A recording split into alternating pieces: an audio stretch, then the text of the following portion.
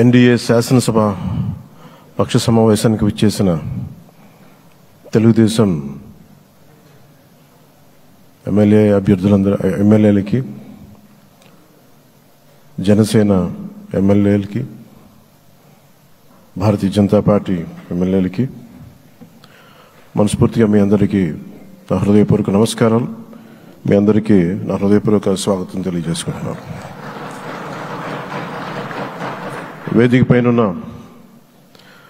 తెలుగుదేశం రాష్ట్ర అధ్యక్షులు, మన తెలుగుదేశం పార్టీ రాష్ట్ర అధ్యక్షులు శ్రీ అచ్చెన్నాయుడు గారికి, భారతీయ జనతా పార్టీ అధ్యక్షురాలు శ్రీమతి దగ్గుపాటి పురంధేశ్వరి గారికి నా హృదయపూర్వక నమస్కారాలు. తాడేపల్లిగూడెం సభలో నేను చెప్పినట్టుగా ఒక దార్శనికులు, 4 దశాబ్దాల సుదీర్ఘ అనుభవం, ఎన్నో ఒడిదుడుకులను ఎదుర్కొన్న తెలుగుదేశం జాతీయ పార్టీ అధ్యక్షులు శ్రీ నారా చంద్రబాబు నాయుడు గారికి నా హృదయపూర్వక నమస్కారం.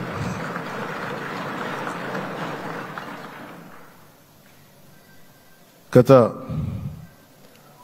దశాబ్ద కాలంలో రాష్ట్ర విభజన జరిగినప్పటి నుంచి ఆంధ్ర రాష్ట్ర ప్రజలు నలిగిపోతున్నారు.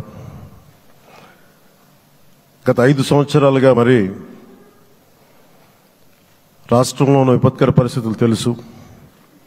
మనందరం సమిష్టిగా పోరాటం చేసి కలిసికట్టుగా ఉండి అద్భుతమైన మెజారిటీలతోటి 164 శాసనసభ స్థానాలని ఎన్డీఏ కూటమి దక్కించుకుంది. అద్భుతమైన విజయం. 21 పార్లమెంట్ సభ్యుల్ని మన సెంట్రల్ హాల్లో కూడా మాట్లాడుతూ ఉంటే అందరికీ ఆంధ్రప్రదేశ్ విజయం, తెలుగుదేశం, జనసేన, భారతీయ జనతా పార్టీతో కూడిన ఎన్డీఏ కూటమి విజయం దేశం మొత్తం చాలా ఒక స్ఫూర్తినిచ్చింది. ప్రతి ఒక్కరి విజయాన్ని వారి రాష్ట్రాల్లో ఎలా దీన్ని ముందుకు తీసుకెళ్లాలి, ఒక్క ఓటు చీలకుండా అలయన్స్ అంటే ఎలా ఉండాలి అనేది మన ఆంధ్ర ప్రాంత ప్రజలు, మన ఆంధ్ర రాష్ట్ర ప్రజలు మనందరం కలిసి కట్టుగా చూపించాం. 2021 మార్చి 14న ఇప్పటం సభలో నేను ఒకటే తెలియజేసుకున్నాను, ఆ ప్రభుత్వ వ్యతిరేక ఓటుని చీలనివ్వను. ఆ మాట మీద ఉన్నాం, ఆ మాట మీద నిలబడ్డాం. ఒడిదుడుకులు ఎదుర్కొన్నాం, తగ్గాం, కానీ నిలబడ్డాం. ప్రజల నమ్మకాన్ని పెంచాం. అద్భుతమైన మెజారిటీతో ఈ రోజున మనం ప్రభుత్వాన్ని స్థాపిస్తున్నాం. చాలా మాటలు ఇచ్చాం. పొద్దున కూడా జనసేన లెజిస్లేటివ్ పార్టీ మీటింగ్లో నాయకుడిగా ఎన్నుకున్న సందర్భంలో మాట్లాడుతూ మనం చాలా మాటలు ఇచ్చాం.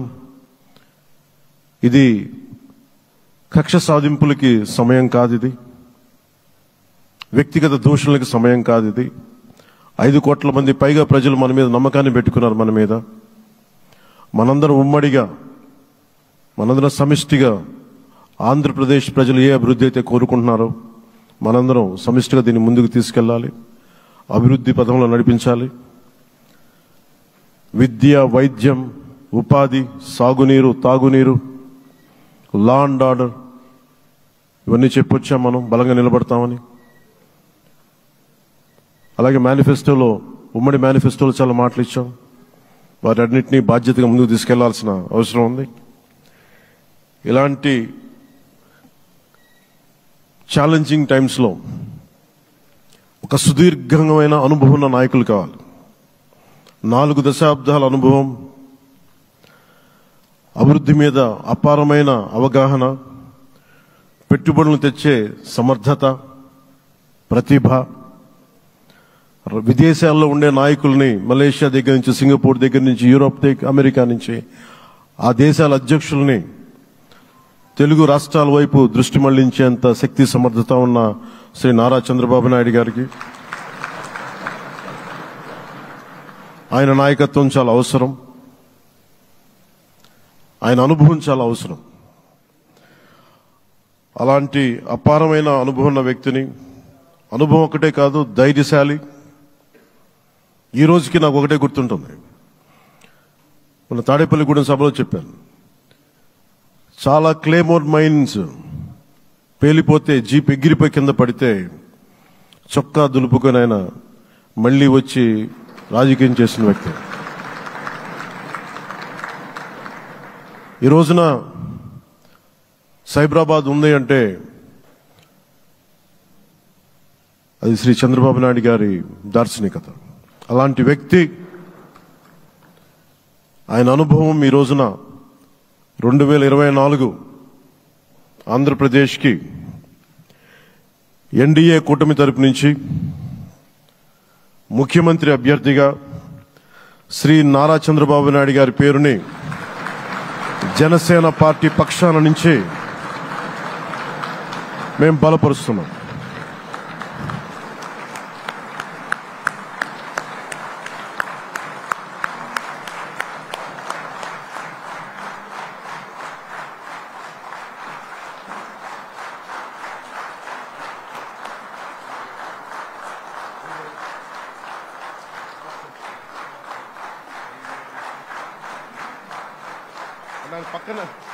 ఇది నేను ఆయన పక్కన పెట్టుకుని చెప్పాలి.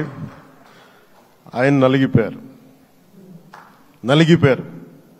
జైల్లో చూశాను ఆయన.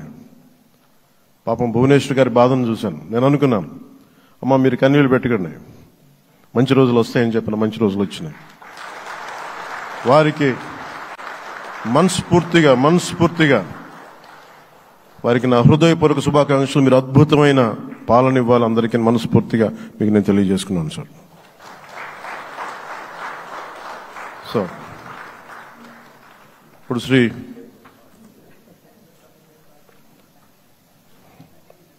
భారతీయ జనతా పార్టీ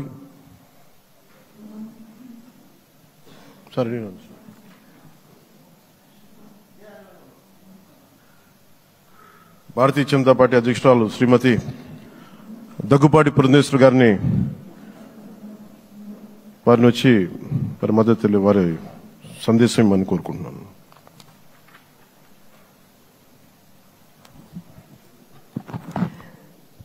సభాయ నమః అంటూ